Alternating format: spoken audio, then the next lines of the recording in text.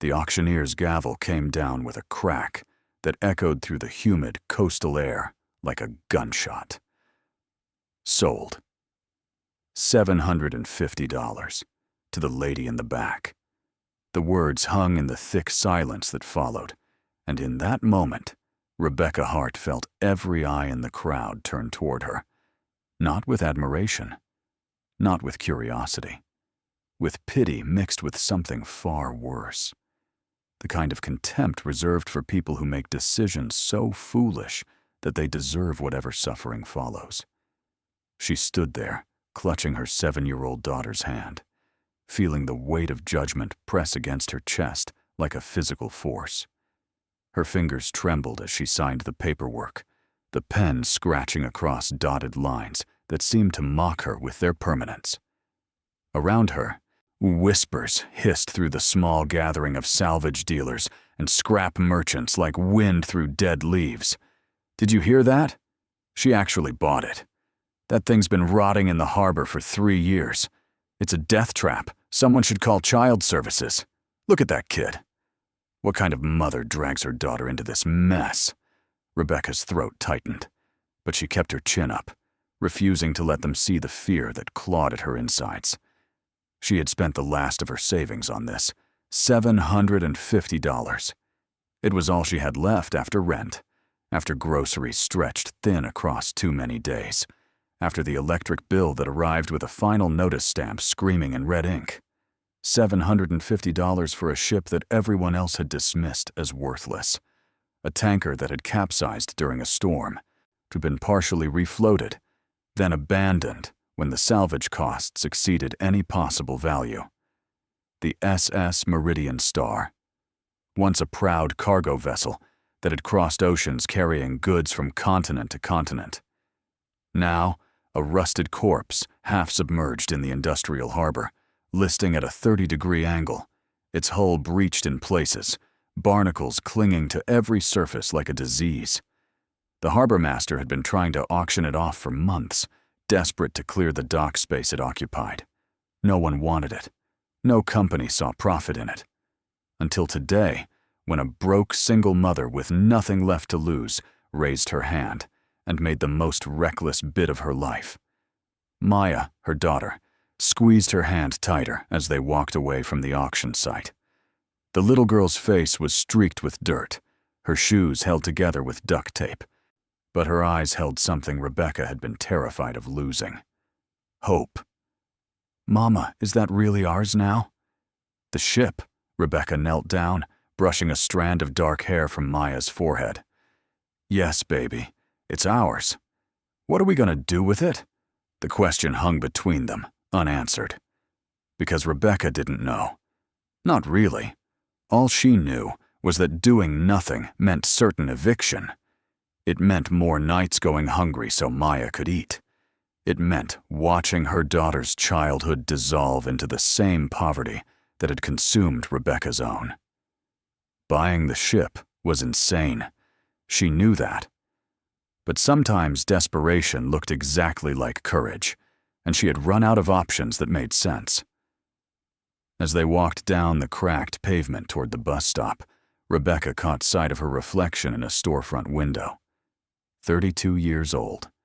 But the lines around her eyes told the story of someone much older. Her clothes were clean but worn, her jacket patched at the elbows, her jeans faded to the point where the original color was barely a memory. She looked like what she was, a woman hanging on by her fingernails to a life that kept trying to shake her loose. 6 months ago, she'd had a job.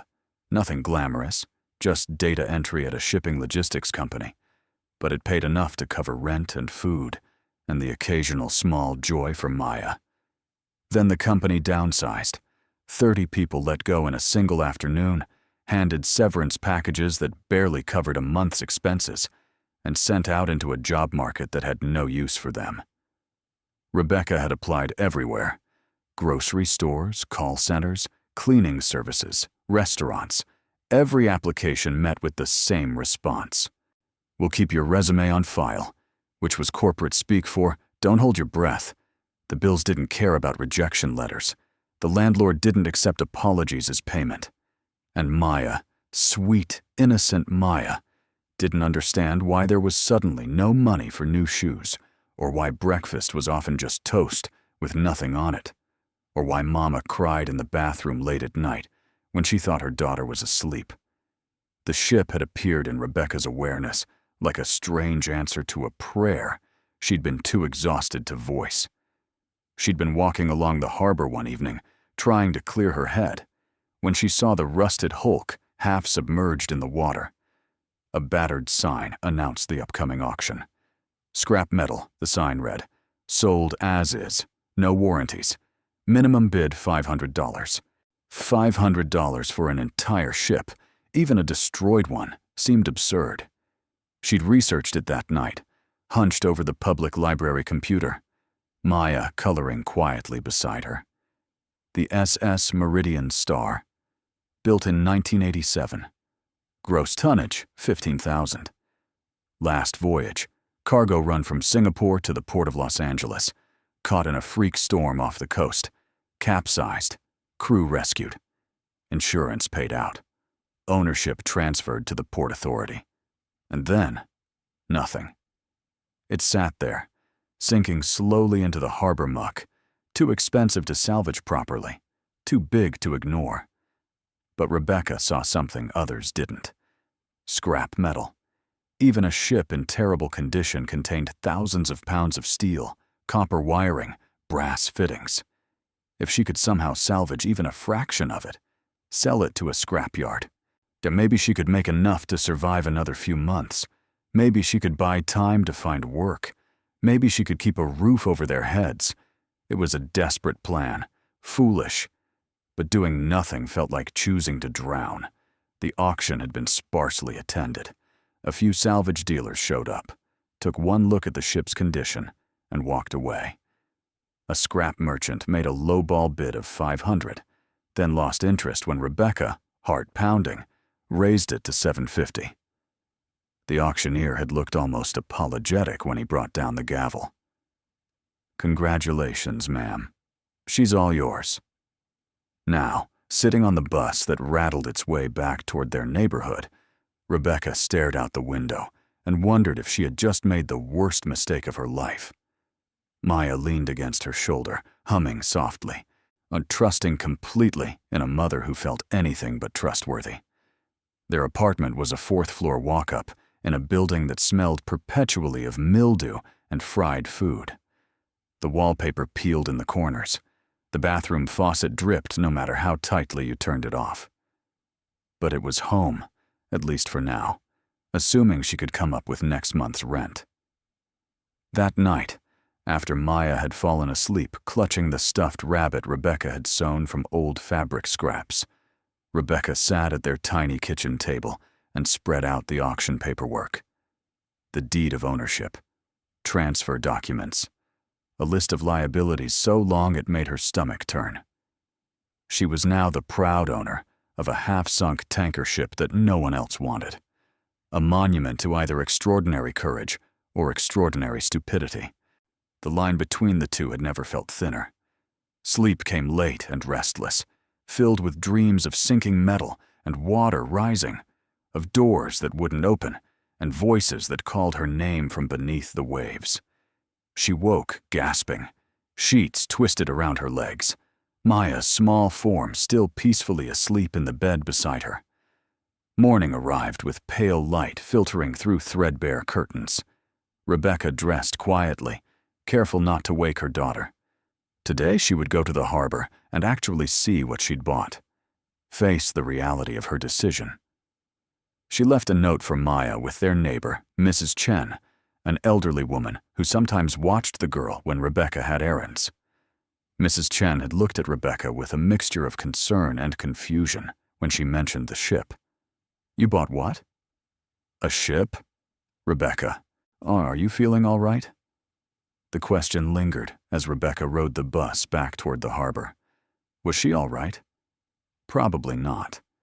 Desperation had a way of eroding sanity, wearing it down like water against stone, until all that remained were jagged edges and reckless choices. The harbor district was quieter in the early morning. Gulls wheeled overhead, crying their endless complaints. The water was a murky gray-green, thick with sediment and the residue of decades of industrial use. And there, tilted at its grotesque angle, loomed the SS Meridian star. In daylight, it looked even worse than she remembered. The hull was streaked with rust that bled down the metal like old wounds. Sections of the superstructure had collapsed inward, windows shattered, railings bent and twisted.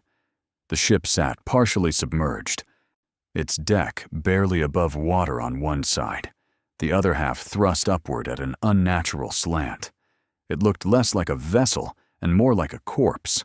Rebecca stood on the dock, staring at what she'd purchased, and felt the first true wave of despair crash over her. What had she done? This wasn't salvageable. This was a disaster. She'd spent her last money on a floating graveyard. "Hey!" a voice called out behind her. She turned to see a man approaching, weathered face creased with years of sun and salt. He wore coveralls stained with grease and a cap that had seen better decades. "You the one who bought this heap?" Rebecca nodded, throat too tight to speak. The man shook his head slowly, a gesture that managed to convey both sympathy and disbelief. "Name's Carl. I run the crane service down the dock. Been watching this thing rot for 3 years now." He squinted at the ship, then back at her. "You got any idea what you're getting into?" "Honestly." "No." Carl's laugh was short and humorless. "Well, at least you're honest. Look, I don't mean to be harsh, but that thing is a death trap. The hull's compromised in at least a dozen places. The cargo holds are probably flooded, and even if you could somehow pump them out, which would cost more than you paid for the whole ship, you'd find nothing but water-damaged containers and rust." Rebecca's hands clenched into fists at her sides. "Then what would you suggest I do?" Carl shrugged. "Cut your losses. Walk away. Sometimes the best thing you can do with a bad investment is let it go." "I can't," she said quietly. "I don't have anything left to let go of." Something in her voice must have registered, because Carl's expression softened slightly. He studied her for a long moment, taking in the desperation she couldn't quite hide, the exhaustion etched into her features. Finally, he sighed. "All right. You want to at least look inside? See what you're dealing with. Can I even get in there safely?" "Define safely," Carl said. But then he waved a hand. "I've got some basic gear, harnesses, ropes. I can help you access the upper deck, but that's as far as I go. I'm not liable for what happens after that." It wasn't much of an offer, but it was more than she'd expected. "Thank you." Within the hour, Carl had rigged a makeshift boarding setup, a rope ladder secured to the dock pilings and extending up to the ship's tilted deck. The angle made it precarious, but Rebecca had climbed worse odds in her life, or so she told herself as she pulled on the safety harness Carl provided. "You sure about this?" Carl asked one more time. Rebecca looked up at the rusted hulk towering above them, and then thought of Maya's face, trusting and hopeful. She thought of the eviction notice that would arrive if she couldn't figure something out. She thought of every closed door, every rejection, every moment she'd been told she wasn't good enough, smart enough, lucky enough to survive. I'm sure the climb was harder than it looked. The rope ladder swayed with every movement, and the angle meant she was constantly fighting against gravity's pull. Her arms burned. Her hands, already rough from years of hard work, screamed in protest as the rough rope bit into her palms. But she kept climbing, one grip at a time, until finally her hand found purchase on the ship's railing and she hauled herself up onto the deck. The surface beneath her feet was treacherous, slick with algae and bird droppings, tilted at an angle that made standing feel like a constant battle. She moved carefully, testing each step before committing her weight. The deck was littered with debris, shattered glass, twisted metal, remnants of equipment that had broken loose during the capsizing. Everything bore the marks of abandonment and decay. She made her way toward what had once been the ship's bridge, a structure rising from the deck like a broken tower. The door hung ajar, its hinges corroded. She pushed it open slowly, the metal groaning in protest, and stepped inside. Darkness swallowed her immediately. The windows were either shattered or so filthy that almost no light penetrated. She pulled out the small flashlight she'd brought, its beam cutting through the gloom to reveal a scene of chaos frozen in time. Navigation equipment toppled and broken. Charts scattered across the floor, their ink bleeding and illegible. A captain's chair bolted to the floor, now sitting at the same wrong angle as everything else. Rebecca moved through the bridge carefully, her light sweeping across the destruction. There was something profoundly sad about seeing a place that had once been purposeful, now reduced to this. She imagined the crew that had worked here, navigating storms and calm seas alike, never knowing that one day their ship would end up a rusted ghost in a forgotten harbor. Behind the bridge, a stairwell descended into the ship's interior. The steps were metal, slick with moisture. Rebecca hesitated, knowing that going deeper was foolish, dangerous. But she'd come this far, and she needed to know. Needed to see if there was anything in this wreck worth salvaging. Anything that could justify the insane choice she'd made. The descent was slow, each step accompanied by the sound of water dripping somewhere in the darkness. The air grew colder, damper, carrying the smell of rust and rot. Her flashlight beam danced across walls streaked with corrosion, pipes that had burst and hung loose like broken veins. She reached a corridor that ran the length of the ship. Doors lined both sides, most closed, some hanging open to reveal cabins and storage rooms. She checked several. Crew quarters stripped bare except for rusted bed frames, and a galley kitchen where everything had been destroyed by seawater. A laundry room with machines so corroded they looked like modern art sculptures. Nothing. There was nothing here but destruction. Rebecca's shoulders sagged. Carl had been right. This was pointless. She'd bought a floating tomb, and there was no treasure hidden in the darkness, no miracle waiting to save her. Just rust and water and the bitter taste of failure. She was about to turn back when her light caught something different. A door at the end of the corridor. Unlike the others, this one was sealed with heavy steel, and despite the corrosion everywhere else, the door itself looked remarkably intact. A warning sign was stenciled on its surface, faded but still legible. Authorized personnel only. Cargo hold access. Rebecca's pulse quickened. The cargo holds. Carl had said they were probably flooded, filled with nothing but damaged containers. But this door, this seal, it suggested something more secure. Something meant to be protected. She approached it slowly, her flashlight beam tracing the door's edges. There was a wheel lock mechanism, the kind you'd see on a submarine or a bank vault. Rust had seized it in places, but not completely. Someone had built this to last, to keep something in, or keep something out.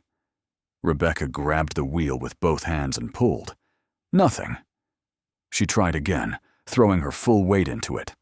The metal groaned, protested, then suddenly gave way. The wheel turned with a screech that echoed through the corridor, and she felt something inside the mechanism click. The door didn't open on its own, she had to pull, and it moved with the reluctant weight of something that hadn't been disturbed in years. When it finally swung inward, a rush of air escaped, colder than the corridor, carrying a scent that was different from the rest of the ship. Not rust, not seawater. Something else. Something preserved. Rebecca's hands shook as she pointed her flashlight into the darkness beyond. The cargo hold stretched before her, massive and dark, its ceiling lost in shadow. But what she saw in the beam of her light made her breath catch in her throat. Containers. Dozens of them. But not the rusted, water-damaged wrecks she'd expected. These were sealed, intact. Their surfaces showed signs of age, yes, but they hadn't been breached. And on each container, stenciled in fading paint, were markings, serial numbers, shipping codes, and one word that repeated across multiple units: bonded. Rebecca didn't move, couldn't move. Her mind raced through the implications. Bonded cargo meant high-value goods, items that had been secured and sealed by customs, intended for delivery under strict oversight. The kind of cargo that companies insured for enormous sums. The kind of cargo that, if lost at sea, would have been written off as destroyed. But these containers weren't destroyed. They were here, sealed, waiting. Her flashlight beam swept across the hold, and with each pass, she saw more. More containers, more markings, more possibilities that defied everything she'd been told about this ship. The SS Meridian Star's last cargo run had been from Singapore to Los Angeles. She remembered reading that in her research, a routine trip that ended in disaster. The ship had capsized, been declared a total loss. The insurance companies had paid out. The cargo had been written off. Everyone had moved on. Except the cargo hadn't actually been lost. It had just been forgotten. Locked inside a sealed hold, inside a ship everyone was too eager to abandon. Rebecca's legs gave out, and she sat down hard on the corroded floor of the corridor. Her mind spun with questions. What was in those containers? Why were they still intact when everything else on the ship had been destroyed? How much were they worth? And the biggest question, the one that made her heart hammer so violently, she could feel it in her throat. If she had just stumbled onto something valuable, truly valuable, did it actually belong to her? Or was she about to step into something far more dangerous than poverty? And she sat there for a long time, flashlight gripped in trembling hands, staring into the cargo hold as if it might reveal its secrets through sheer force of her gaze. The ship creaked around her, metal groaning with the gentle movement of water, and somewhere far above, she could hear the distant cries of seagulls circling in the morning light. Rebecca had climbed aboard this ship expecting to find nothing but scrap metal and broken dreams. Instead, she'd found a question that could change everything, a door that had opened onto possibilities she couldn't yet comprehend. A cargo hold filled with containers that shouldn't exist, that everyone believed had been destroyed, that were now, impossibly, hers. The irony wasn't lost on her. The people at the auction had looked at her with pity and contempt, and had whispered about the foolish single mother making the worst decision of her life. They had seen a woman so desperate that she'd throw away her last money on a worthless wreck. But what if they'd been wrong? What if desperation had led her not to disaster, but to discovery? Rebecca stood slowly, legs unsteady beneath her. She needed to be careful. Smart. She couldn't rush this, couldn't let excitement override caution. She didn't even know what was inside those containers yet. Could be nothing. Could be water-damaged goods worth less than the metal they were packed in. Or it could be something else entirely. She backed out of the cargo hold, pulling the heavy door closed behind her. The wheel lock turned with another screech, sealing the hold once more. Then she made her way back through the corridor, up the stairs, across the tilted deck, and down the rope ladder to where Carl waited below. He took one look at her face and frowned. "You all right?" "You look like you've seen a ghost." Rebecca forced herself to breathe normally, to school her expression into something resembling calm. "I'm fine. It's a lot to take in." "Find anything worth salvaging?" The question hung between them. Rebecca thought about the sealed containers, the bonded cargo markings, the impossible preservation of something everyone thought was lost. She thought about how quickly word would spread if she told anyone what she'd found, how fast people would appear, claiming ownership, demanding their share, or worse, taking everything before she even understood what she had. She met Carl's eyes and lied. Not really. Mostly just rust and wreckage. Like you said. Carl nodded, unsurprised. Sorry to hear that. What are you going to do? I don't know yet, Rebecca said, and that at least was true. But I need to think. Figure out my options. Well, if you need any help with demolition or salvage, I know some people.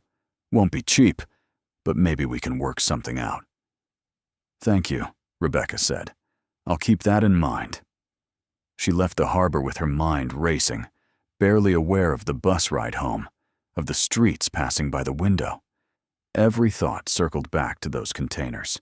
Bonded cargo, high-value goods, sealed and forgotten. By the time she reached the apartment, Maya was awake, playing quietly with Mrs. Chen in their kitchen. The little girl's face lit up when she saw her mother. Mama, did you see the ship? Rebecca knelt and pulled her daughter into a tight hug, breathing in the familiar scent of her hair, on feeling the solid warmth of her small body. Yes, baby. I saw it. What's it like? Big, Rebecca said. And broken? But maybe we can fix it, or at least find a way to make it useful. That night, after Maya was asleep, Rebecca sat at the kitchen table with every scrap of information she'd gathered about the SS Meridian Star spread before her. Shipping manifests, insurance reports, news articles about the capsizing. The more she read, the more pieces fell into place. The ship had been carrying a mixed cargo: electronics, textiles, machinery parts. The insurance payout had been substantial, nearly $15 million divided among various shippers and cargo owners. The claim had been processed quickly, a standard case of a ship lost in a storm. No one had questioned it. Why would they? The ship had capsized. The cargo was obviously destroyed. The insurance companies paid out and moved on. Except the cargo hadn't been destroyed. At least not all of it. The containers she'd seen in that sealed hold, they were from that shipment. She was sure of it. Which meant somewhere in the documentation, there should be a list of what had been in those specific containers. What goods had been deemed valuable enough to secure in a bonded hold, separate from the rest of the cargo. She searched for hours, eyes burning from staring at the computer screen in the library earlier that day. But the manifests were maddeningly vague. Container numbers without detailed contents. Shippers listed by code rather than name. The kind of documentation designed to protect proprietary information, to keep competitors from knowing exactly what was being transported. Frustration clawed at her. She was so close to understanding, but the answers remained just out of reach. She needed more time, more research, and she needed to do all of it without revealing what she'd found, because the moment anyone else knew those containers existed, her ownership would be challenged. Insurance companies would swoop in, claiming they'd already paid for the lost cargo and thus owned whatever had survived. Shipping companies would argue they maintained rights to their goods regardless of the ship's sale. Legal battles would erupt, and Rebecca, with no money for lawyers and no experience navigating such fights, would be crushed beneath the weight of it all. No, she had to be smart, patient. She had to verify what was in those containers first, understand their value, and only then decide how to proceed. Now, the next morning, she returned to the ship. This time she came prepared with better lights, work gloves, and a crowbar she'd borrowed from a confused but kind-hearted hardware store owner who'd given her a discount when she explained she was trying to salvage what she could from a boat she'd purchased. Carl wasn't at the docks when she arrived, which was a relief. She didn't want to explain why she was coming back, didn't want anyone asking questions she wasn't ready to answer. She made the climb alone, slower this time, more careful. The ship felt different in the morning light, less menacing, but also more real. The decay and destruction were impossible to ignore when the sun illuminated every rusted seam, every broken railing, every shattered window. This was what she'd bought, a wreck, a fool's gamble. But inside that wreck, now hidden in a sealed hold, was something no one else knew existed. She made her way back down to the cargo hold, the sealed door opening more easily now that she'd broken its initial resistance. Her improved flashlight cut through the darkness with greater clarity, and she saw details she'd missed in her first panicked exploration. The containers were stacked and secured with restraints that had held despite the capsizing. They were smaller than standard shipping containers, more like oversized crates, each about the size of a refrigerator. The bonded markings were clear on each one, along with serial numbers and what looked like destination codes. Rebecca chose one container at random and examined its seals. Heavy-duty locks, corroded, but still engaged. She'd need bolt cutters or a better crowbar to break through. But more importantly, she needed to know if doing so was even legal. Did the bonded status mean she couldn't open them without customs authorization? Would breaking the seals constitute a crime? The questions multiplied faster than answers. Rebecca backed away from the containers, her initial excitement curdling into anxiety. This was more complicated than she'd hoped. She'd imagined finding something valuable, yes, but something straightforward. Scrap metal she could sell, equipment she could auction. Not sealed, bonded cargo with unclear ownership and potential legal landmines. She spent another hour in the hold, documenting everything she could. She wrote down serial numbers, took photographs with her phone despite the poor light, created a record that might help her research what these containers had originally held. Then she sealed the hold again and returned to the surface, to the harsh daylight and the call of gulls overhead. Over the following days, Rebecca fell into a rhythm of exhausting research and careful exploration. She spent mornings at the library, digging through shipping databases and customs regulations. Afternoons, she returned to the ship, mapping out the cargo hold, checking the stability of the structure, ensuring that the containers themselves weren't in danger of shifting or being damaged by the ship's continued deterioration. She told no one what she was doing. When neighbors asked, she said she was exploring salvage options. When Mrs. Chen expressed worry, she assured the elderly woman that she was being careful. And when Maya asked what Mama was doing at the big ship, Rebecca smiled and said she was working on a surprise. But privately, doubt ate at her. What if the containers were empty? What if they'd been breached after all, and she just couldn't see the damage from the outside?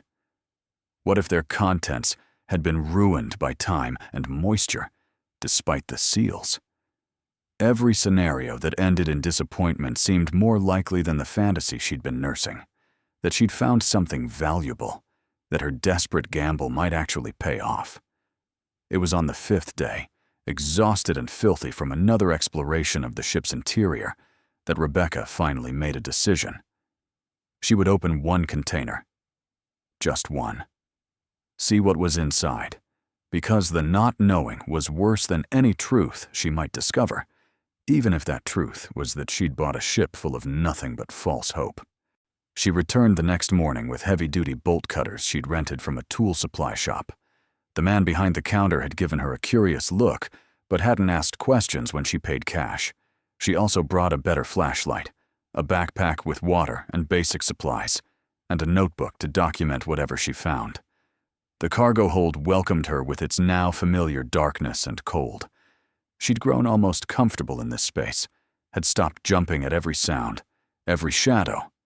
She approached the container she'd marked as number 1, her heart hammering despite her attempts to stay calm. The bolt cutters made short work of the corroded locks. Each one snapped with a satisfying crack that echoed through the hold. Then she was gripping the container's heavy door handle, ready to pull it open and face whatever truth waited inside. Rebecca took a deep breath, thought of Maya, thought of every struggle that had led to this moment. Then she pulled.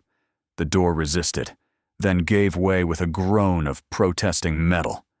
And as it swung open, as her flashlight beam cut through the darkness to illuminate the contents within, Rebecca's breath caught in her throat for the second time since boarding this cursed, blessed ship. Inside the container, wrapped in protective plastic that had somehow stayed intact despite the years, despite the capsizing, despite everything, were paintings. Dozens of them. Canvases of various sizes, each carefully packaged, each bearing small labels she could barely make out in the flashlight's glare. But even in the inadequate light, even through the clouded plastic, she could see enough to know these weren't mass-produced prints or cheap reproductions. These were originals, real paintings, with artists' signatures visible on several frames. Names she thought she recognized, but didn't dare believe. Rebecca's hands shook as she reached out to touch the plastic wrapping, feeling the solid reality of the canvas beneath. She pulled out her phone and took photographs, dozens of them, documenting every visible detail. Then, moving as if in a dream, she carefully opened one package. The painting inside was smaller, about 2 feet by 3 feet. A landscape, mountains beneath a swirling sky, and in the corner, in handwriting, she'd seen in art history books, a signature. The signature. Rebecca sat down hard on the container's floor, the painting resting across her lap. Her mind refused to process what she was seeing. This couldn't be real. This was impossible. But the weight of the canvas in her hands, the texture of the paint under her fingertips, the undeniable presence of the signature, all of it insisted on reality, demanded belief.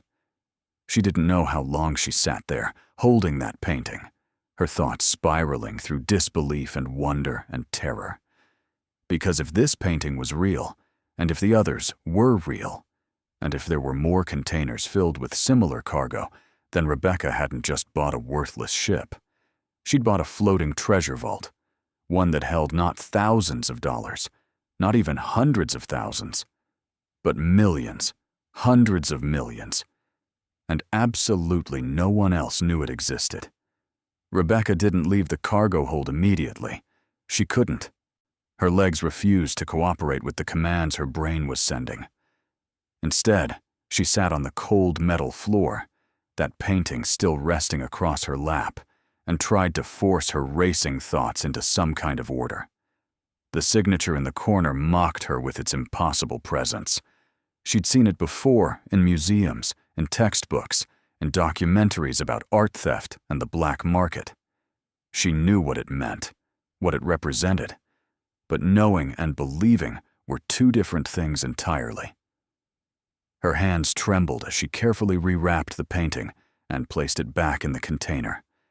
She couldn't take it with her. Not yet. Moving it would be reckless, dangerous. If someone saw her carrying a painting off this ship, questions would follow. Attention she absolutely could not afford. So she forced herself to close the container, to stand on shaking legs, and to back away from the discovery that had just rewritten her entire future. The walk back through the ship's corridors felt surreal, as though she were moving through someone else's life. Her own life had been one of constant scarcity, of counting pennies and stretching dollars until they screamed. The idea that she now owned something worth millions, maybe tens of millions, was too vast to fit inside her understanding of reality. It kept sliding away from her grasp, like water through clenched fingers. When she emerged onto the deck, the sunlight was almost painful after the hold's darkness. She stood there blinking, letting her eyes adjust, trying to look like a woman who'd found nothing more interesting than rust and decay. Because that's what she needed everyone to believe, that this ship was worthless, that her purchase had been the foolish mistake they'd all assumed. The descent down the rope ladder was automatic, muscle memory guiding her when conscious thought couldn't.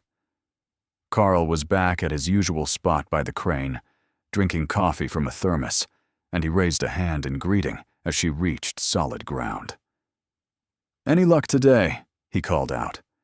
Rebecca forced a casual shrug, still just exploring, trying to figure out if there's anything salvageable.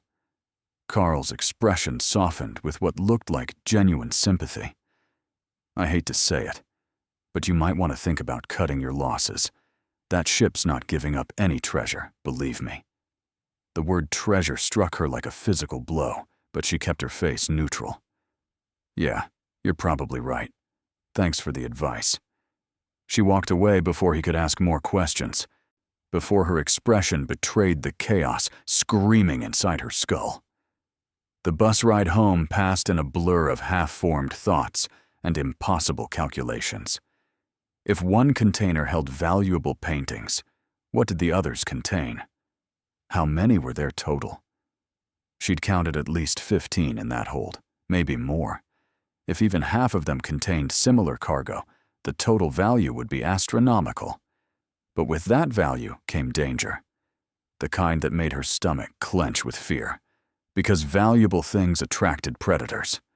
And she was a single mother, with no resources, no protection, nothing but her wits, and a secret she didn't know how to keep.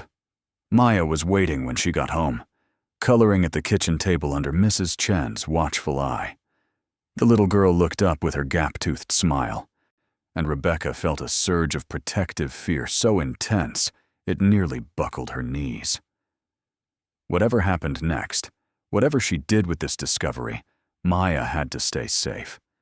That was the only absolute in a world that had suddenly become terrifyingly uncertain. That night, after Maya fell asleep, Rebecca sat at her laptop in the dim kitchen light and began the most important research of her life. She started with the painting she'd seen, trying to verify whether her identification of the artist was correct. The search results made her hands shake all over again. The signature she'd recognized belonged to an artist whose work sold for millions at auction, tens of millions for major pieces. And even smaller works brought prices that made her head spin. But that discovery led to more questions. If such valuable paintings were being shipped, or where were they going? Who owned them? And how had they ended up lost, forgotten in a sunken ship's cargo hold? She dug deeper, searching for information about art shipments, about bonded cargo regulations, about insurance claims related to the SS Meridian Star's final voyage. What she found made the picture clearer and more complicated in equal measure. The ship's last cargo run had included a high-value transport for several art galleries and private collectors. The shipment had been insured for over $45 million. When the ship capsized, the insurance companies had paid out the full amount, declaring the artwork lost and unsalvageable. The claim had been processed without extensive investigation because, well, why investigate? The ship had gone down in a documented storm. The cargo hold had been breached. Everything inside would have been destroyed by salt water. Open and shut case. Except the cargo hold she'd found hadn't been breached. Someone had built it to be watertight, to survive exactly the kind of disaster that had taken down the ship. And either through incredible engineering or sheer luck, it had held. The paintings inside had been spared, which meant the insurance companies had paid out for artwork that had never actually been destroyed. The original owners had received their insurance money and moved on, and now Rebecca, having purchased the ship for $750, technically owned whatever remained inside it. At least, that's what she hoped the law would say. But maritime salvage law was notoriously complex, and the moment she revealed what she'd found, armies of lawyers would descend to argue every possible interpretation. The insurance companies would want to reclaim the art, arguing they'd paid for it and thus owned it. The original shippers might claim their goods had only been insured, not sold, and therefore still belonged to them. The Port Authority could argue that salvage rights superseded her purchase agreement, and on, an endless tangle of legal claims that would tie up the discovery in courts for years. Years she didn't have, couldn't afford. Her eviction notice was already drafted, waiting only for the calendar to tick forward a few more weeks before it would be delivered. She needed to move quickly, needed to secure her claim and convert the discovery into actual money before the wolves caught her scent. But how? She couldn't just show up at an auction house with paintings worth millions and expect no questions. She couldn't sell them privately without extensive authentication, which would require revealing where they came from. And she certainly couldn't go to the authorities for help without immediately losing control of everything. The clock on her kitchen wall ticked past midnight, then 1 a.m., then 2. Rebecca sat in the darkness, turning possibilities over in her mind, like puzzle pieces that refused to fit together. Every path forward seemed to end in disaster. Every choice looked like a trap. Finally, exhaustion forced her to bed, but sleep brought no rest, only dreams of drowning in paintings that dissolved like watercolors the moment she tried to hold them. The next morning arrived too soon. Maya needed breakfast. They needed to be dressed and ready for school. Normal life continued its relentless march forward, indifferent to the fact that Rebecca's world had been completely upended. She went through the motions mechanically, making toast, braiding her daughter's hair, walking her to the bus stop, while forcing smiles and responding to Maya's chatter with appropriate sounds of interest. But inside, her mind raced. She needed help, professional help. Someone who understood art, who could authenticate what she'd found and advise her on how to proceed. But who could she trust with such a secret? One wrong word to the wrong person, and everything would be taken from her before she even understood what she had. The library became her refuge again. While Maya was at school, Rebecca spent hours researching art authentication or reading about private appraisers and independent experts who worked outside the major auction houses. She needed someone discreet, someone with the right credentials, but without ties to big institutions that might alert insurance companies or legal departments. It took 3 days of careful searching, but she finally found a name that appeared repeatedly in articles about private collections and disputed attributions. Dr. Marcus Chen, an art historian and authenticator based in the city, known for his expertise in European masters and his reputation for absolute confidentiality. His client list was rumored to include private collectors who valued discretion above all else. Exactly what Rebecca needed. Getting an appointment was harder than she'd hoped. Dr. Chen's office had a waiting list that stretched months into the future.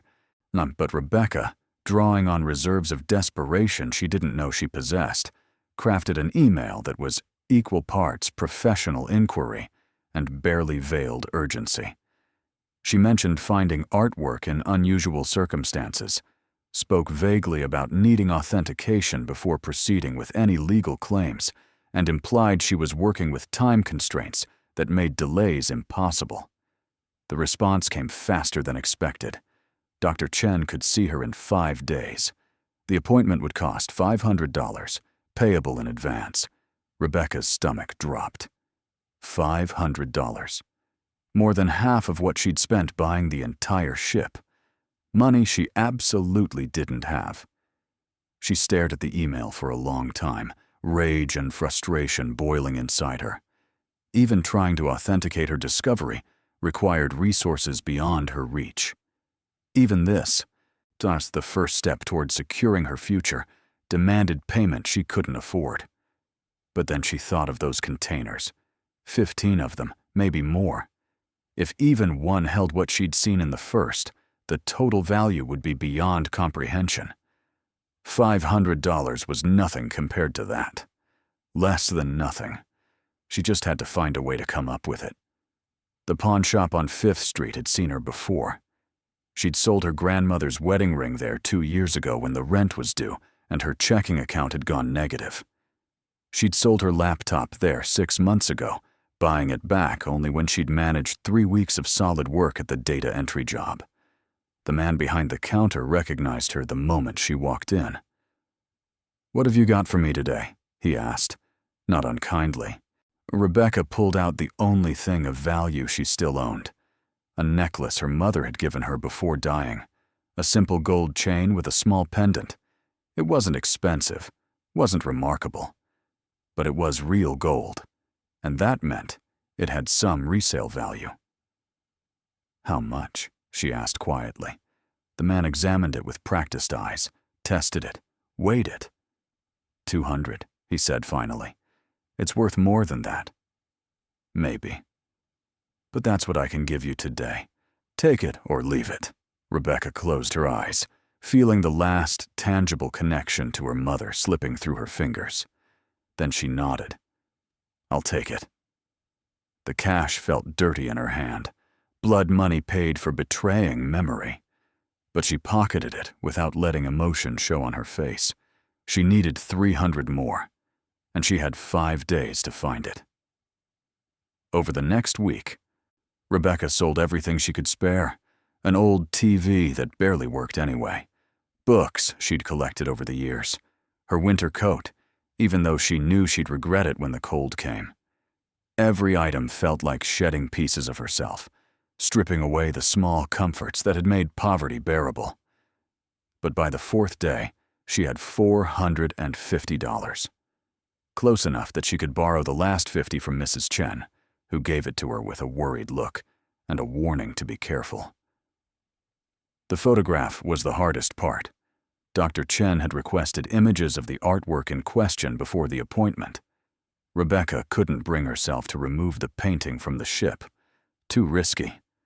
But she needed clear photos that would show enough detail for preliminary authentication. She returned to the cargo hold with her phone's camera and every light source she could find. The task took hours.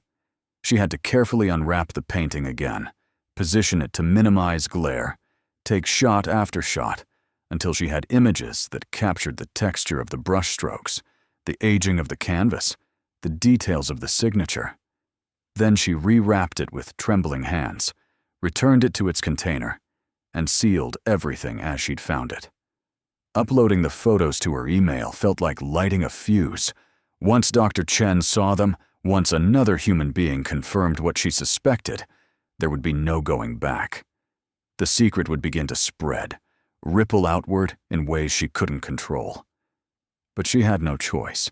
Without authentication, the paintings were just pretty pictures. With it, they became negotiable assets. A future. Doctor. Chen's response came within hours. The email was brief, but loaded with implication. "These images are extremely interesting. I look forward to our meeting. Please bring the artwork in question if possible, or at minimum, additional documentation regarding its provenance." MC. Rebecca read between the lines. He recognized what he was seeing, understood its potential significance, and wanted to verify it with his own eyes. Bringing the painting to his office was out of the question. Too dangerous. Too many eyes. Too many opportunities for disaster. Instead, she crafted a careful response, explaining that the artwork's current location made transport difficult, but that she could provide much more extensive documentation at their meeting. She implied security concerns without stating them outright, letting him draw his own conclusions about dealing with a client who valued discretion.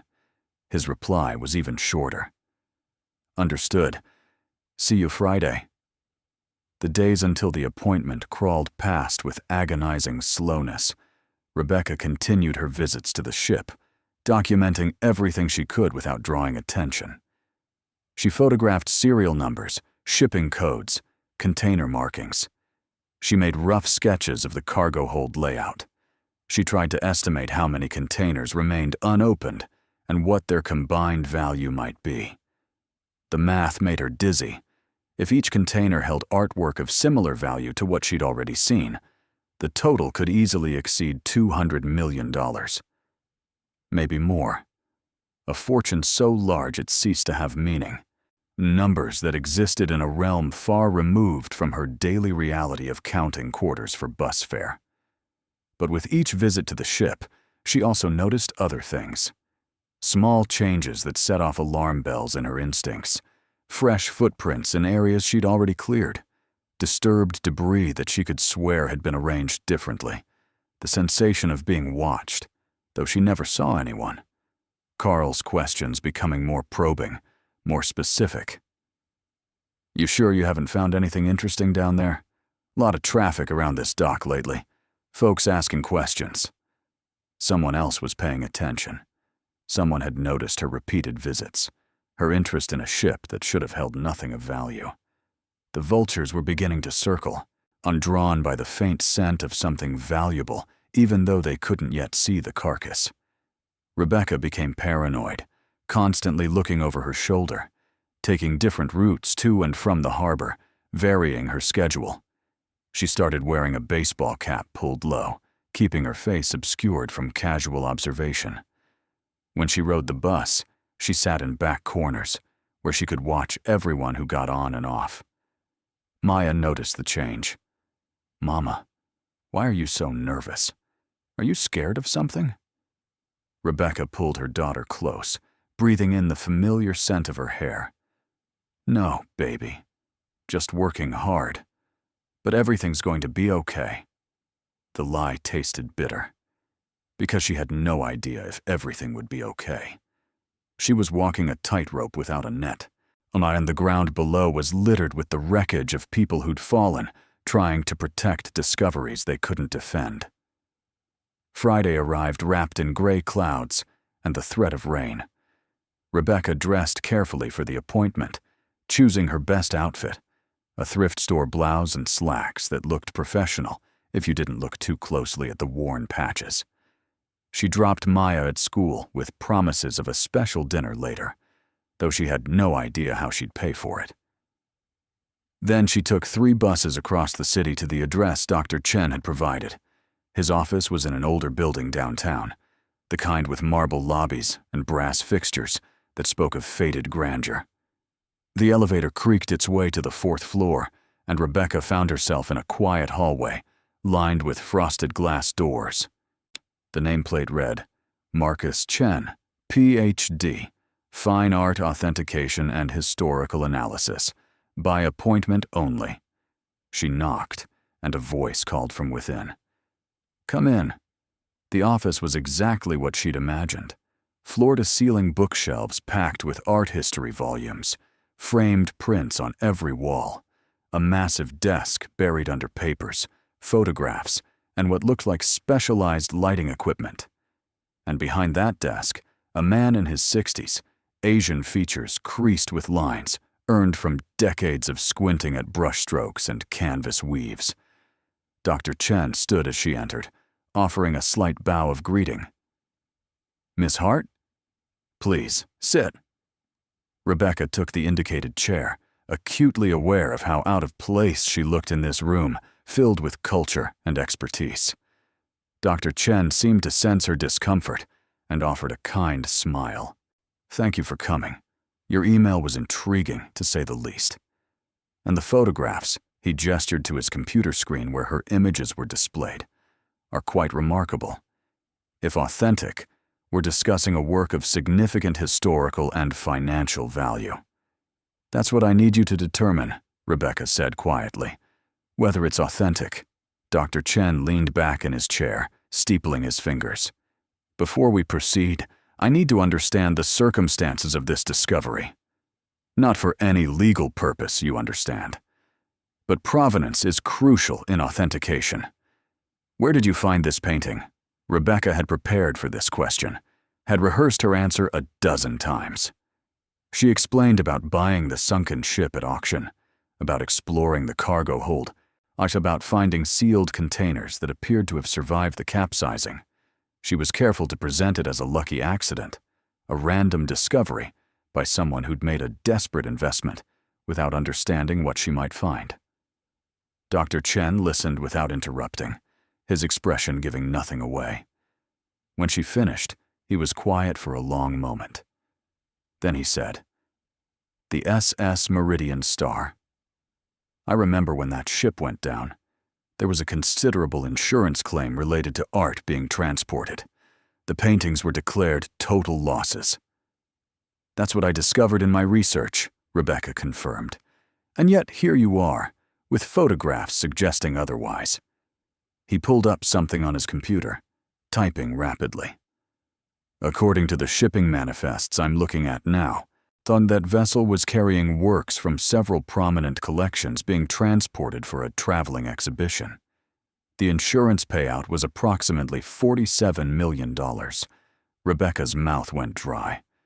$47 million. Dr. Chen turned his screen toward her, showing a list of artworks that had been declared lost. She recognized several names from her own research, but seeing them laid out in official documentation made her heart race. These weren't just valuable paintings. These were museum-quality pieces, works by artists whose names appeared in textbooks, whose paintings hung in the world's great institutions. If these works survived, Dr. Chen continued carefully, their recovery would be significant news. But it would also trigger immediate legal challenges. The insurance companies paid out substantial sums and would certainly argue they now own whatever was salvaged.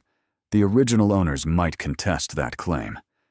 And maritime salvage law is extraordinarily complex.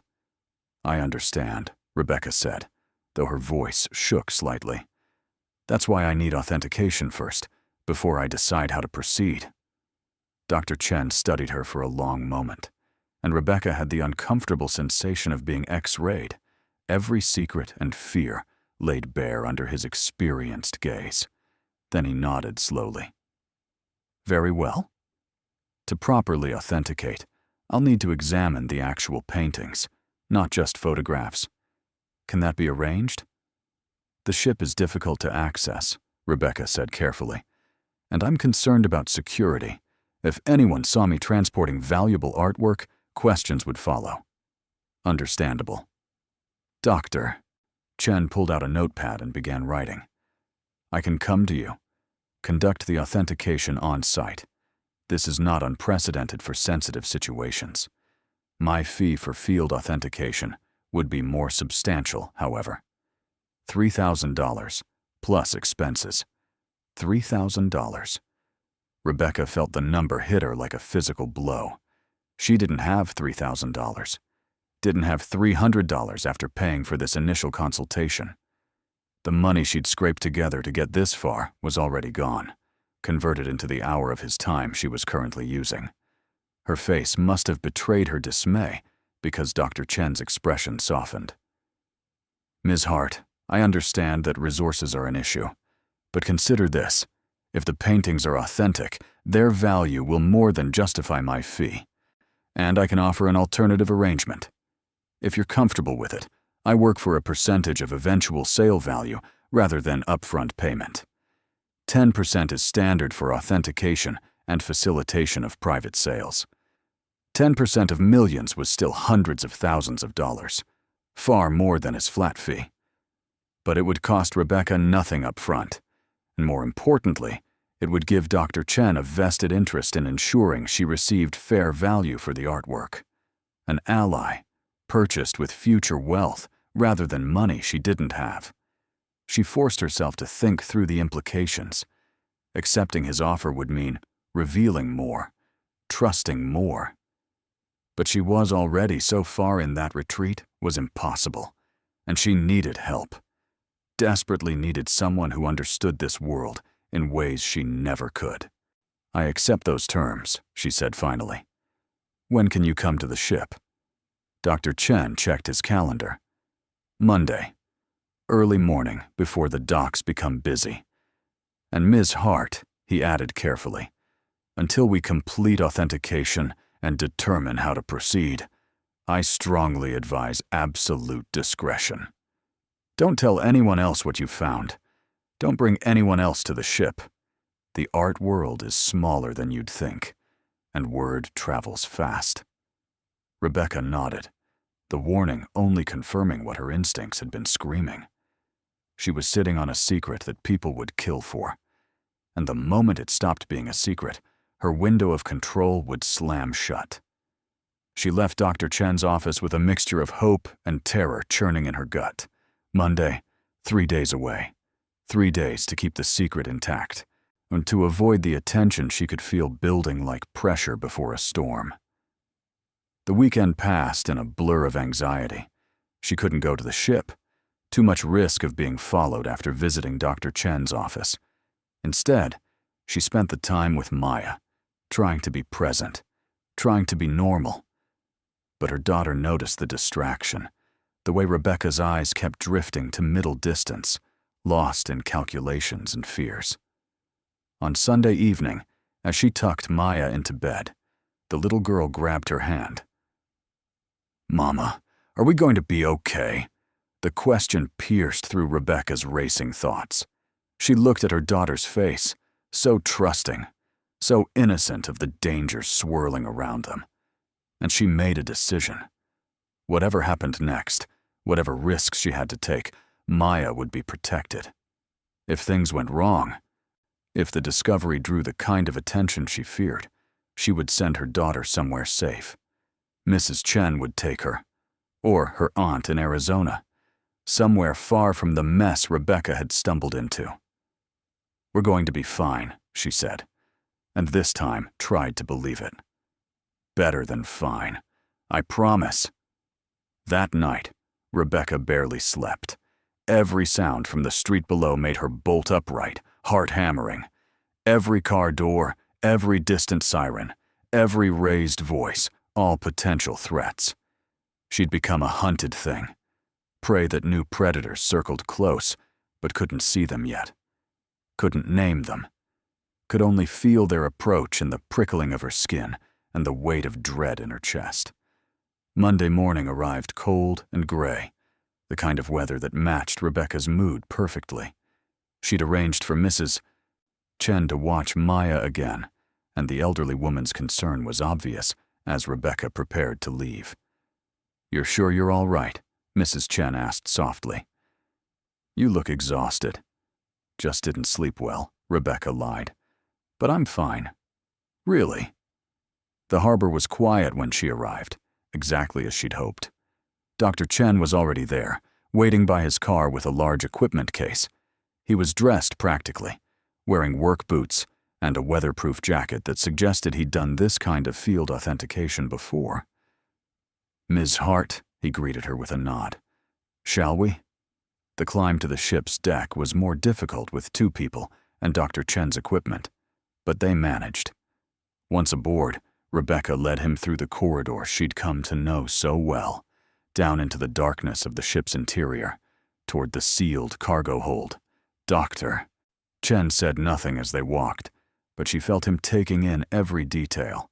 The ship's condition, the evidence of the capsizing, the unlikely preservation of the sealed hold.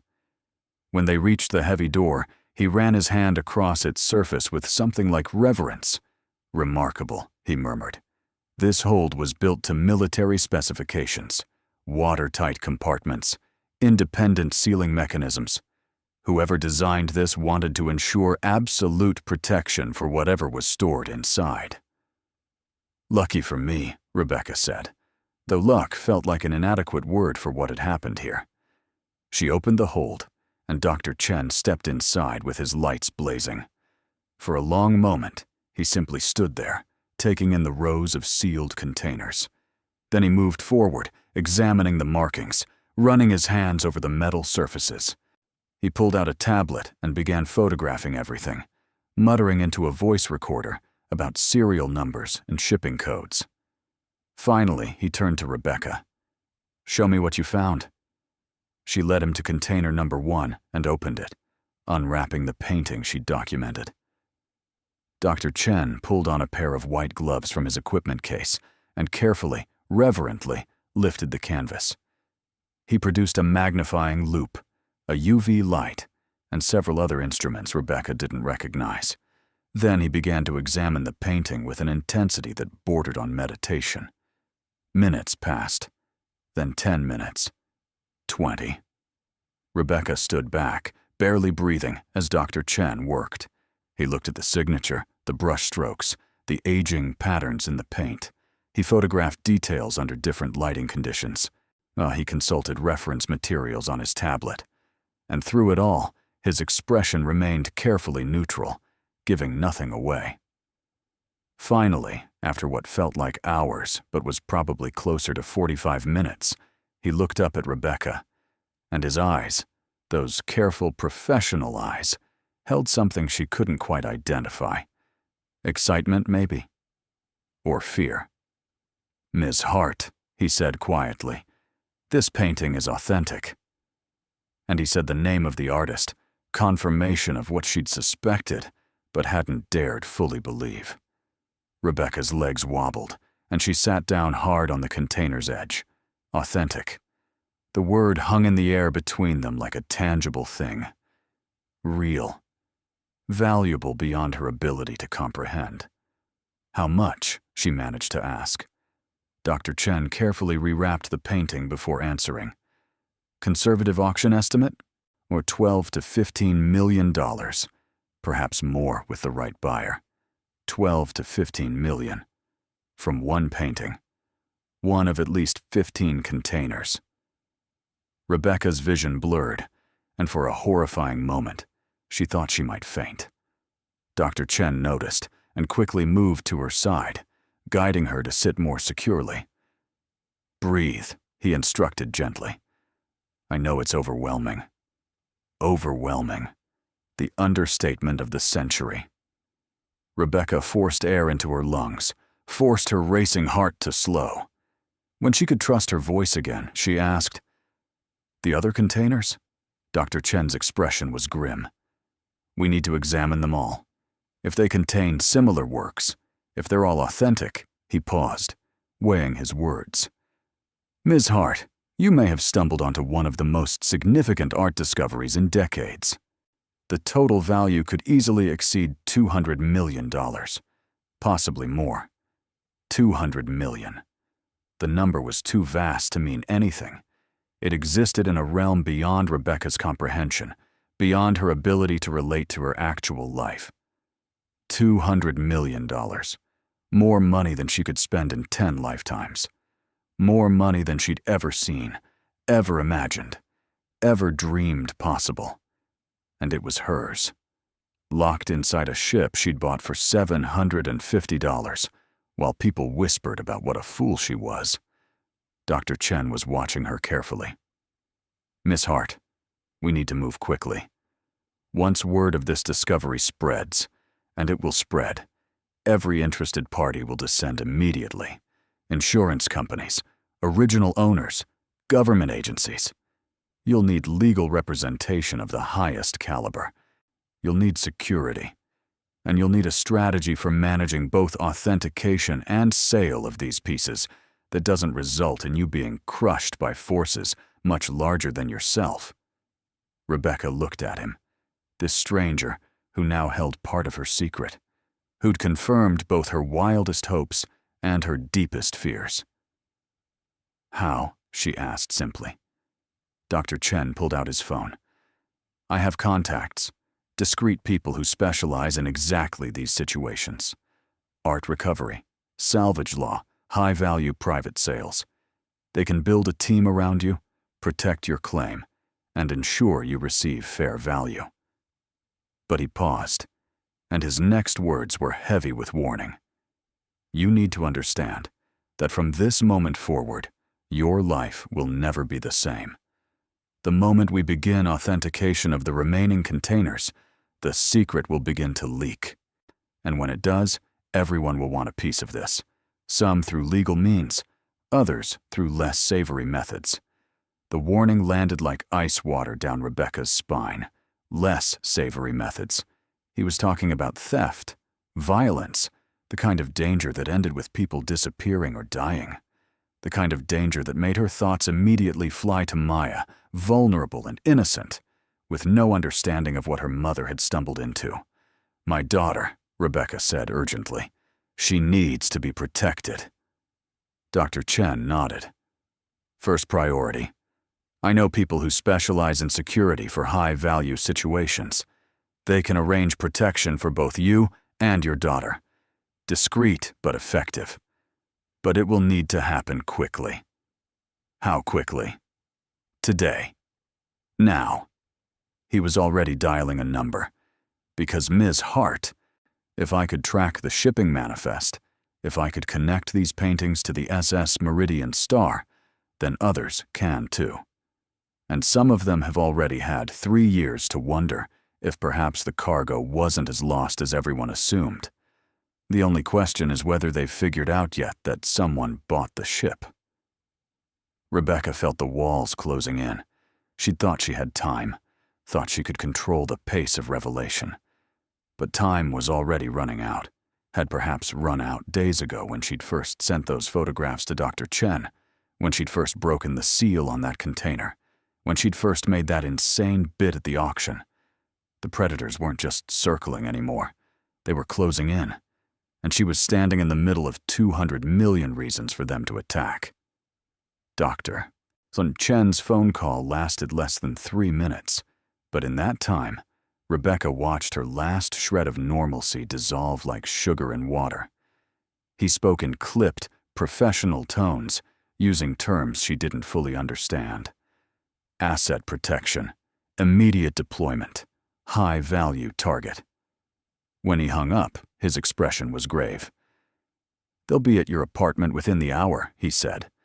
"2 security specialists, former federal agents. They'll assess the situation and establish a protection protocol for you and your daughter." Rebecca's stomach twisted. An hour. She had an hour before armed strangers would be showing up at her home, before Maya would be swept into a world of bodyguards and security measures, before everything became terrifyingly real in ways even Rebecca hadn't fully grasped. "I need to get home," she said, already moving toward the cargo hold exit. "I need to be there when they arrive." Dr. Chen grabbed his equipment. "I'm coming with you. We need to establish the legal framework immediately, and that starts with documenting everything here before we leave. 5 minutes. That's all I need." Those 5 minutes felt like an eternity. Dr. Chen photographed every container, every marking, every detail of the hold's layout. He narrated into his voice recorder, creating an official record that would serve as the foundation for Rebecca's claim. And all the while, Rebecca stood by the door, every nerve screaming at her to run, to get to Maya, to protect her daughter from dangers she couldn't yet name, but could feel closing in like a storm front. When they finally left the ship, Carl was waiting by the dock. His expression was different from usual, sharper, more alert. He watched them descend the rope ladder with eyes that cataloged every detail. "Morning," he called out. "Didn't realize you had company today," Dr. Chen answered before Rebecca could stumble through a response. "Marine survey consultant, just doing some structural assessment." He said it with such easy authority that Carl nodded, seemingly satisfied. But Rebecca caught the way the dock worker's gaze lingered on Dr. Chen's equipment case, on the expensive camera visible through the bag's opening. "Find any treasure yet?" Carl asked, and the question that had once been casual now felt weighted with implication. "Just rust and headaches," Rebecca forced herself to laugh. Same as always. They walked away, but Rebecca felt Carl's eyes on her back the entire distance to Dr. Chen's car. Once inside, with doors closed and engine running, Dr. Chen spoke quietly. "He knows something's changed. He's been watching you more carefully than you realized." Rebecca's hands clenched in her lap. How could he know? He doesn't. Not specifically. "But you've been coming to this dock regularly for days, and your behavior has changed. You're nervous, furtive. People who spend their lives around the water, they notice patterns. And when patterns shift, they pay attention." The drive back to Rebecca's apartment took 20 minutes, but felt like seconds. Her mind raced ahead, imagining Maya's confusion when strangers arrived, planning explanations that wouldn't terrify her daughter, while still conveying the seriousness of the situation. So how did you explain to a 7-year-old that Mommy had found a treasure worth hundreds of millions of dollars, and now bad people might be coming? The security team was already waiting when they arrived. 2 individuals, a woman and a man, both wearing casual clothes that somehow still screamed professional competence. They stood by a nondescript sedan, and as Rebecca approached, the woman stepped forward with a calm smile that was probably meant to be reassuring. "Ms. Hart? I'm Agent Sarah Lynn, formerly with the FBI's Art Crime Team. This is my partner, James Okoye, former Secret Service. Dr. Chen contacted us about your situation. We're here to help."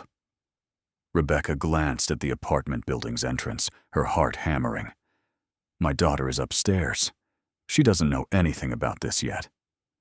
Sarah's expression softened. "We understand. Let's go up together. We'll keep this as low-key as possible." Mrs. Chen opened the door when they knocked, her eyes widening at the sight of so many people.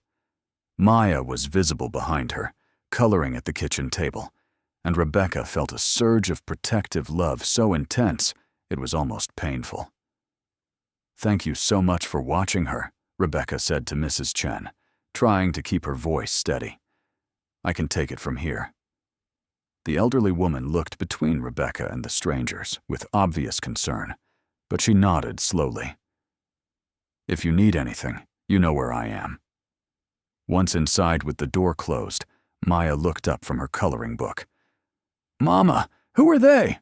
Rebecca knelt beside her daughter, taking her small hands. "Baby, Mama's going through some changes at work. These nice people are going to help make sure we're safe while everything gets sorted out. Like bodyguards in the movies, remember?" Maya's eyes went wide. Real bodyguards? Like superheroes? Sarah crouched down as well, matching Maya's eye level. Something like that. "We're going to make sure you and your mom are protected. That's our job." The little girl seemed to accept this explanation with the flexible logic of childhood. "Cool," she said, then returned to her coloring. Over the next hour, while Maya sat absorbed in her drawings, the adults held a hushed conference in the tiny kitchen. Sarah and James outlined their assessment with professional efficiency. The apartment was indefensible, too many access points, too exposed. They needed to relocate immediately, preferably to a secure location where they could control who had access. James had already arranged a safe house, a property owned by their security firm, set up specifically for high-value protection scenarios. "We're talking about moving my daughter," Rebecca said, feeling panic rise in her chest, uprooting her from everything familiar. James's voice was gentle, but firm. "Ms. Hart, Dr. Chen briefed us on what you found. If the information gets out, and it will, you're going to be targeted by people who make their living acquiring valuable items through less than legal means. Some of them are sophisticated, patient. Others are brutal and direct. Your daughter's safety depends on staying ahead of them." Rebecca looked at Maya, still innocently coloring, and felt tears burn her eyes. How long do we have to hide? "That depends on how quickly we can secure your claim and establish legal protection," Aunt Sarah said.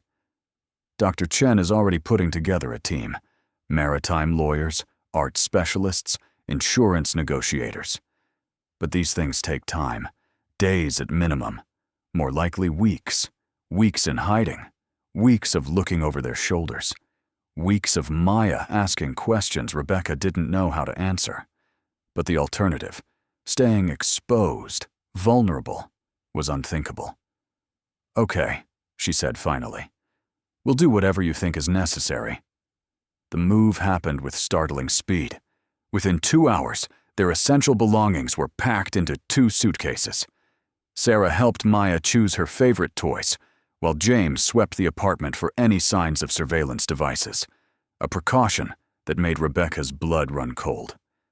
Mrs. Chen appeared at the door as they were leaving, her aged face creased with worry. "Rebecca, what's happening? Or should I call someone?" Rebecca hugged her, feeling emotion threaten to overwhelm her careful composure. "No, we're okay, I promise. I'll explain everything soon. But right now, we need to go somewhere safe." The safe house was 40 minutes outside the city, a ranch-style home set back from the road behind a tall fence and dense trees. Surveillance cameras were visible at regular intervals, and James explained that the property had been hardened against intrusion. Reinforced doors, shatterproof windows, monitored access points. Maya thought it was an adventure. She explored the house with childlike wonder, declaring the bedroom she'd been assigned as the coolest room ever because it had bunk beds. But Rebecca saw the bars behind the beautiful facade, saw that they were prisoners of their own fortune, are trapped by the very discovery that was supposed to set them free. That night, after Maya finally fell asleep, exhausted from the day's upheaval, Rebecca sat in the living room with Dr. Chen, Sarah, and James. The team Dr. Chen had assembled began arriving. First came Margaret Flynn, a maritime lawyer whose reputation for winning impossible cases had made her a legend in admiralty law. Then David Strauss, an insurance fraud investigator who'd spent 20 years tracking down art theft and forged claims. And finally, Elena Vasquez, a private art dealer who specialized in discreet sales to collectors who valued anonymity over public auction drama. They spread documents across the dining table, maps and manifests, insurance records and shipping logs. Margaret led the discussion with the precision of a surgeon planning a delicate operation. Your claim to the cargo rests on several legal pillars, she explained to Rebecca. First, you purchased the ship through legitimate auction. That's indisputable. Second, the cargo was declared a total loss by insurance companies who paid out full value. In most jurisdictions, that means they abandoned any claim to the actual physical goods. Third, maritime salvage law generally supports the principle that salvaged goods belong to the salvor, especially when the original owners have been compensated. So I own it, Rebecca said. Legally, it's mine. Margaret's expression was cautious. In my professional opinion, yes. But the insurance companies will fight that interpretation. They'll argue that payment of claims doesn't constitute abandonment, that they maintain rights to any recovered goods. The original owners may claim that insurance payment was for lost value, not sale of the actual artwork. And various government agencies may insert themselves, claiming jurisdiction over historical artifacts or tax implications. In other words, Rebecca said bitterly, I own it until someone with more money and better lawyers takes it away.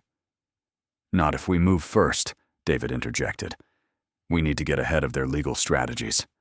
File declaratory judgments establishing your ownership. Get preliminary injunctions preventing third-party interference. Build a wall of legal protection before they even know there's something to fight over. But they already know, Rebecca said quietly. Or they're starting to figure it out. That man at the dock, Carl, he's suspicious. And if he is, others are too. The room fell silent, the implications settling over them like ash. Time was their enemy. Every hour that passed increased the risk that word would spread, that competing claims would be filed, that violence might be employed by those who viewed legal channels as inconvenient obstacles. Elena spoke up, her voice carrying an accent that suggested European origins. We need to authenticate the remaining containers immediately. Establish the full scope of the discovery. Once we know exactly what we're dealing with, I can begin approaching potential buyers. Private sales, arranged before the discovery becomes public knowledge. If we move quickly enough, we can have binding contracts in place before the legal challenges even begin. Rebecca looked around the table at these strangers who'd invaded her life, who were now orchestrating a plan that felt beyond her comprehension. How did this happen? She asked, not really expecting an answer. I was just trying to survive, trying to find a way to pay rent and feed my daughter. Now I'm sitting in a safe house with bodyguards and lawyers planning strategy like I'm some kind of criminal mastermind. Sarah reached across the table and squeezed her hand. You're not a criminal. You're a woman who took a desperate chance and discovered something extraordinary. Don't let the complexity of the situation make you forget that what you did took courage. Courage, Rebecca repeated hollowly. It felt like desperation masquerading as bravery. Over the next 48 hours, the operation moved into high gear. Dr. Chen returned to the ship with Elena and a larger authentication team, he working through the night to examine every container in the cargo hold. They documented everything with forensic precision, creating an unassailable record of what had been found and in what condition.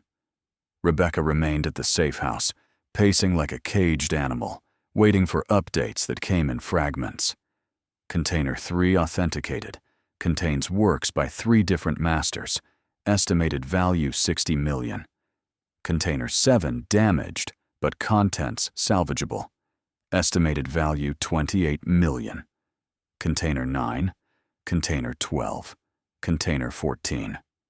The numbers accumulated until they ceased to have meaning.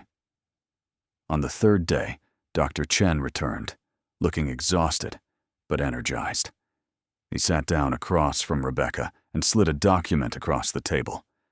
The final authentication report. Rebecca's hands shook as she read the summary at the top of the page. Total number of containers, 17. Total authenticated works, 243. Estimated conservative auction value, $312 million. 312 million. The number was so vast that Rebecca felt it as a physical weight, crushing her chest, making it hard to breathe.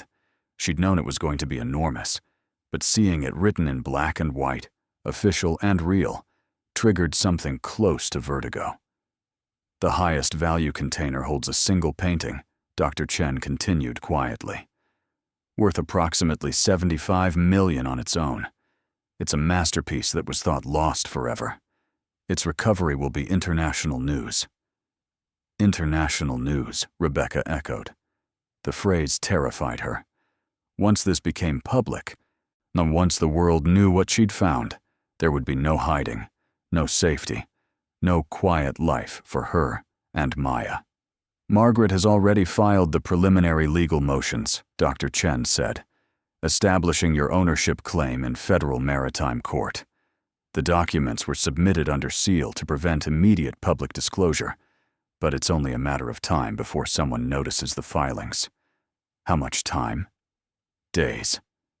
Maybe less. He leaned back, rubbing his eyes. Rebecca, you need to prepare yourself. When this breaks, it's going to be massive. Every media outlet in the world will want to interview you. Every treasure hunter and con artist will claim they have some right to a share. Your life is about to become unrecognizably different. That night, Rebecca lay awake in the unfamiliar bed of the safe house, so listening to Maya's peaceful breathing from the bunk above. She thought about the auction where she'd been mocked, where people had whispered about the stupid single mother throwing her life away on a worthless ship. She thought about Carl's dismissive warnings, about the skeptical looks from neighbors, about every person who'd assumed she was making the worst mistake of her life. And she thought about what would happen when they learned the truth. The breaking point came 5 days after the authentication was complete. Margaret burst into the safe house mid-morning, her normally composed expression showing cracks of urgency. Someone leaked it, she said, without preamble. The story is about to break. We have maybe 2 hours before every major news network is camped outside that dock. Rebecca felt her stomach drop. How? Does it matter? While Margaret pulled out her laptop, showing a news alert on a maritime industry website. Unconfirmed reports of major art discovery in abandoned vessel. SS Meridian Star potentially holds hundreds of millions in lost masterpieces. The story was thin on details but heavy on speculation, and it was spreading. Sarah immediately went into crisis mode. We locked down hard. Nobody leaves this house. All communication goes through encrypted channels. James is already reinforcing the perimeter. But Rebecca was thinking about something else. The people at that auction. The ones who'd mocked her, who'd laughed at her desperation. They were about to learn exactly how wrong they'd been. And part of her, a part she wasn't entirely proud of, wanted to see their faces when they realized. "I need to make a statement," she said suddenly. Before this gets completely out of control. I need to tell my side of the story." The room went silent. Then Margaret said carefully, "That's not generally advisable. Anything you say publicly can be used against you in legal proceedings." "But people are going to say things about me anyway," Rebecca countered. "They're going to speculate and assume and judge. I'd rather they hear the truth directly. That I'm not a thief or a criminal. I'm just a single mother who took a chance that nobody else was willing to take." Elena nodded slowly. "From a public relations standpoint, she's right. Controlling the narrative early could work in our favor. And it might discourage some of the more opportunistic claimants if the public sees her as sympathetic rather than simply lucky." So it was decided. Within hours, Elena had arranged an exclusive interview with a respected journalist known for fair coverage of complex stories. The interview would be recorded at the safe house under controlled conditions and released simultaneously across multiple platforms to ensure maximum impact. Rebecca spent the intervening time preparing, not with practiced speeches, but with simple honesty. She would tell them about Maya, about poverty, about the desperate auction bid. She would tell them about finding the cargo hold, about her fear and excitement, and overwhelming confusion. She would tell them the truth and trust that truth would be enough. The journalist who arrived was younger than Rebecca expected, a woman named Christina Park, who'd made her name covering economic inequality and human interest stories. She set up her camera with minimal fuss, then sat across from Rebecca with a gentle expression.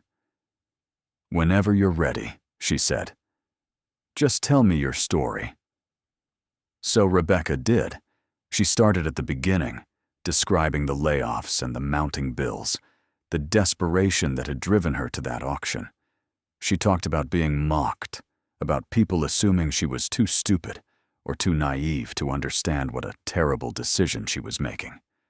Her voice broke when she described climbing aboard the ship for the first time, seeing the rust and decay, wondering if she'd just destroyed her last chance at survival. "And then I found the cargo hold," Rebecca said quietly, "and inside were these containers, sealed, protected, full of paintings that everyone thought had been destroyed. I didn't know what I was looking at, not at first, but when I realized, when I understood what I'd stumbled onto," she paused, gathering her thoughts. "I was terrified, because I knew my life would never be the same." Christina listened without interrupting, her camera recording every word. When Rebecca finished, the journalist asked the question that millions would undoubtedly be thinking. "Some people are going to say, you don't deserve this fortune, that you got lucky through no merit of your own. What would you say to them?" Rebecca thought about the question for a long moment. Then she said, "I'd say that luck is just opportunity meeting desperation. Every single person at that auction could have bid on that ship. They all had the same chance I did. But they looked at it and saw a worthless wreck. I looked at it and saw possibility. Maybe that's not merit in the traditional sense, but it's something. It's hope refusing to die, even when everything says it should." The interview aired that evening. Within hours, it had been viewed millions of times. Social media exploded with reactions ranging from celebration to bitter resentment. Some people called Rebecca an inspiration, a woman who'd taken a brave risk and been rewarded for her courage. Others called her a thief, claimed she was stealing art that belonged to insurance companies or original owners or the public trust. The debate raged across every platform, every news channel, every corner of the internet, where people gathered to have opinions about strangers' lives. But the interview accomplished what it was meant to. It humanized Rebecca before the legal battles could dehumanize her. It gave the public a face to associate with the discovery, a mother fighting for her daughter, rather than an abstract, legal entity fighting over contracts and claims. and it brought the people who'd mocked her crawling out of the woodwork. The auction house manager called first, his voice dripping with false warmth. "Ms. Hart, I'm so pleased to hear about your remarkable discovery. I wanted to reach out personally and offer my congratulations." He paused. "Of course, there's the matter of our commission structure. When items purchased at our auctions significantly appreciate in value, we do maintain certain rights to participate in that appreciation." Rebecca, with Margaret coaching her, kept her voice neutral. "You'll need to discuss that with my lawyers." Then she hung up, allowing herself a small smile at his sputtered protests. Carl from the dock showed up at the harbor with a reporter, claiming he'd been instrumental in helping Rebecca access the ship, that his expertise and equipment had made the discovery possible. He deserved compensation, he said. Recognition at minimum. The video of his interview went viral, not because people sympathized with him, but because the internet loved nothing more than watching someone try to claim credit for another person's success. Even the company that had laid Rebecca off issued a statement expressing pride in their former employee's accomplishment and suggesting that the skills she'd developed during her time with them had contributed to her success. That particular bit of revisionist history sparked so much ridicule that they quickly deleted the statement and issued an apology. But the most satisfying moment came 3 weeks into the legal process, when the insurance company's lawyer sat across from Margaret in a mediation session and made their opening offer. They would graciously agree not to pursue ownership claims in exchange for 40% of the cargo's eventual sale value. Margaret didn't even blink. She slid a document across the table. "This is the authentication report, certified by multiple independent experts. This is the bill of sale from the auction, showing my client's legitimate purchase. This is the insurance payout documentation, showing that you declared this cargo a total loss and collected full value from your reinsurers." She leaned back in her chair. "Under maritime law, you have no claim to salvaged goods after paying out a total loss claim. My client is offering you exactly what you're entitled to. Nothing." The lawyer's face went through several shades of red. "This isn't over. We'll see you in court." "We look forward to it," Margaret said calmly. "The media will be very interested to hear about an insurance company trying to double dip, collecting claims for destroyed artwork, while also trying to seize the actual recovered pieces." The legal threats continued for weeks, but they were hollow. Margaret had built a fortress of precedent and statute, and every challenge that was filed got shot down by judges who found the insurance company's arguments uncompelling. The original owners of the artwork tried to intervene, but they'd accepted insurance payouts years ago, effectively selling their claims. The shipping company attempted to assert some vague ownership right, but they'd abandoned the vessel and accepted their own insurance settlement. One by one, the claims fell away like dead leaves, and Rebecca's ownership stood unchallenged. Elena moved quickly once the legal framework was secure. The paintings couldn't be sold at public auction. Too much attention, too many opportunities for complications. But the private market for important artwork was vast and hungry. She approached collectors and institutions with discreet offers, providing authentication documentation and provenance information, arranging private viewings in secure facilities. The highest value painting, the $75 million masterpiece, went to a European museum that had been searching for that specific work for decades. They agreed to pay $78 million above estimate, simply to ensure no other institution could outbid them. Other pieces went to private collectors who valued exclusivity over exhibition, who wanted artwork that would never appear in public galleries or coffee table books. The sales took months to complete, each transaction requiring extensive negotiation and verification. But as the money began flowing into escrow accounts, as lawyers certified each sale and transferred titles, Rebecca watched her bank balance transform from 3 digits to 5, then 6, then 7, then numbers so large they ceased to seem real. The total, after authentication costs and legal fees, after Margaret's percentage and Elena's commission, after Sarah and James's security services and Dr. Chen's finder's fee, came to $247 million. A fortune even after everyone took their share. Wealth that would support generations of her family, and that would erase poverty not just for her and Maya, but for everyone she'd ever loved. The transformation of Rebecca's life didn't happen all at once. It came in stages, each one slightly less surreal than the last. The first purchase was a house, modest by the standards of her new wealth, but palatial compared to the fourth-floor walk-up she'd called home. It had a yard for Maya, a garden where Rebecca could plant flowers, and windows that looked out on trees instead of brick walls and fire escapes. Maya adjusted with the resilience of childhood.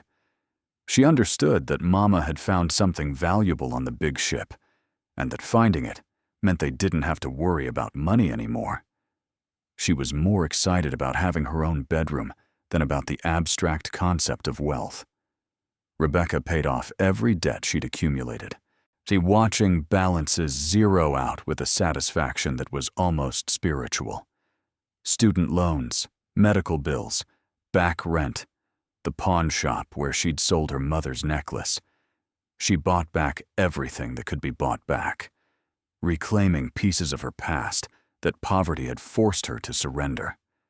She set up trust funds for Maya's education, for her future, for any children Maya might eventually have. She established scholarships at local schools, funded food banks and homeless shelters, supported organizations that helped single mothers survive the kind of desperation Rebecca understood in her bones. But more than the money itself, what changed was the way people looked at her. The skepticism and pity that had followed her for years evaporated, replaced by respect, by admiration, by the kind of deference that wealth commands regardless of how it's acquired. People who'd once dismissed her now wanted her attention, her advice, her investment in their projects and dreams. It should have felt validating. Instead, it mostly felt sad. Because Rebecca was the same person she'd been in that auction house, making the same desperate calculations, just with a different bank balance. The only thing that had changed was other people's perception, not her actual worth as a human being. The hardest adjustment was learning to trust her own judgment again. She'd spent so long being told she was making mistakes, being wrong, failing, that success felt foreign, uncomfortable. She kept waiting for someone to discover an error, to reveal that the whole thing had been a misunderstanding, that the money would be taken away as quickly as it had arrived. But months passed, then a year, and the money stayed. The legal challenges all failed. The insurance companies eventually gave up and issued grudging statements accepting the court's rulings. And slowly, painfully, Rebecca began to believe that this was real, that she had actually done something right for once in her life. She went back to the harbor one last time, 14 months after the discovery. The SS Meridian Star was being dismantled, its hull finally being cut apart for scrap metal. The cargo hold where she'd found her fortune was already gone, sealed forever in memory rather than steel. Carl was there, supervising the work, and he looked up when Rebecca approached. For a long moment, they just stared at each other. Then Carl did something unexpected. He smiled, shook his head and said, "I should have listened to you. Should have believed you saw something I didn't." Rebecca looked at the rusted remains of the ship that had changed everything. "You told me what you honestly thought, that it was a death trap, and I should walk away. You weren't wrong. It was a death trap. I just happened to survive it." "Still," Carl said, rubbing the back of his neck. "Must be nice, proving everyone wrong." "It's complicated," Rebecca admitted. "But yeah, sometimes it is." She walked away from the harbor for the last time, leaving behind the ship and the cargo and the desperate woman she'd been when this all started. She was different now. Not better, necessarily, but different. Stronger in some ways, more vulnerable in others, wealthier beyond measure, but also more aware of how fragile security really was. Maya was waiting in the car, playing a game on a tablet that cost more than Rebecca used to spend on groceries in a month. She looked up when her mother climbed in. "Are you sad the ship is gone, Mama?" Rebecca considered the question. "No, baby, I'm not sad. Ships are just metal and rust. What matters is what they carry. And we got our cargo to safety." What did it carry? Rebecca pulled her daughter close, breathing in the familiar scent of her hair. "Hope," she said quietly. "It carried hope. And we're going to make sure that hope spreads to other people who need it as much as we did." 5 years later, Rebecca stood in front of a community center she'd funded, watching single mothers file inside for job training programs and childcare services and legal assistance. She'd built this place in the neighborhood where she'd once struggled, like a beacon for people who needed what she'd once needed. A chance, just one small chance to prove everyone wrong. Dr. Chen approached, now retired from authentication work, but still an advisor to the foundation Rebecca had established. He'd become a friend, one of the few people who'd known her before the discovery and treated her the same way after. "You've done remarkable things with this fortune," he said, watching the people stream into the center. "I'm trying," Rebecca replied, "but sometimes I wonder if I'm doing enough, if I'm using it the way I should." Dr. Chen smiled. "The fact that you asked that question is exactly why you were the right person to find that ship. Most people would have taken the money and disappeared. You stayed. You're fighting for others the way you once fought for yourself." As the sun set over the community center, painting the sky in colors that reminded Rebecca of that first evening after the discovery, she thought about the journey that had brought her here. From poverty to wealth, from desperation to security, from being mocked to being admired. But more than any of that, from believing she was worthless to understanding she never had been. The money hadn't made her valuable. It had just made other people finally see what had always been true. She pulled out her phone and opened her photos, scrolling back to a picture she'd taken on that first day at the ship. The SS Meridian Star, rusted and listing, had looked like the worst mistake of her life. But sometimes, mistakes are just miracles in disguise. Sometimes the things everyone tells you not to do are exactly what you need to do. And sometimes, and just sometimes, desperate courage looks exactly like wisdom. Maya was 12 now, confident and bright, already talking about college and careers in ways Rebecca never could have at that age. She understood, in the way children understand, without needing extensive explanation, that her mother had done something extraordinary. Not just finding treasure, but surviving poverty with grace, taking risks when safety would have been easier, and refusing to let other people's mockery define her choices. Rebecca had recently been approached about writing a book, about turning her story into something that might inspire others facing similar desperation. She was considering it, not because she wanted fame or further attention, but because she remembered what it felt like to believe there was no way out, no path forward, no hope left. And if her story could give someone else even a fraction of the courage she'd somehow found, then maybe that was another kind of treasure worth sharing. The cargo hold of the SS Meridian Star had contained 243 paintings worth $312 million. But the real fortune hadn't been the artwork. It had been the reminder that value exists where others refuse to look for it. That treasure is often hidden in places society has written off as worthless. And that the only difference between a fool's gamble and a brilliant investment is what you find when you refuse to give up.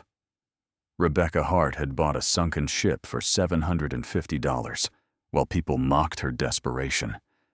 And she'd found not just wealth, but proof that the people who laugh at you for trying are often the same people who wish they'd had your courage. As she locked the community center and headed home to her daughter, Rebecca allowed herself one final moment of satisfaction. Not pride exactly, not vindication in the petty sense, just the quiet knowledge that she'd been right to take that chance, right to trust her instincts, right to believe that sometimes desperate measures lead not to disaster, but to miracles. The ship was gone now, dismantled and sold for scrap. But its cargo, both the artwork and the hope it represented, would continue supporting lives for generations to come. And that, Rebecca thought as she drove through streets she'd once walked with empty pockets and heavy fears, was the real treasure all along. Thank you so much for watching until the end. If you loved this story, check out the other videos on your screen now. I think you'll really enjoy them. And don't forget to subscribe if you haven't already. See you in the next story.